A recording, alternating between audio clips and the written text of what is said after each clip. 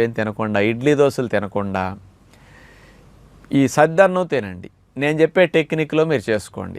Evening 4కి అన్నం వండేసేసేయండి.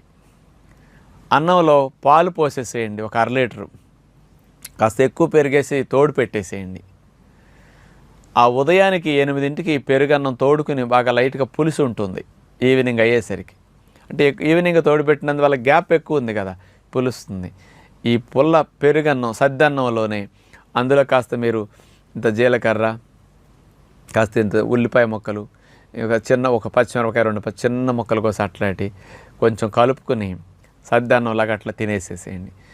ఈ మంచి బ్యాక్టీరియాలు, ఎసిడోఫిలస్ బ్యాసిల్లస్ అనే బ్యాక్టీరియాలు పెరిగి ఈ అల్సరేటివ్ క్వాలిటీ సమస్యలుండి, మలం ప్రేగులో పుళ్ళుండి మనకి బ్లడ్ పడే వాళ్ళకి బ్లడ్ తగ్గుతుంది, మోషన్స్ కూడా తగ్గుతాయండి దీనివల్ల.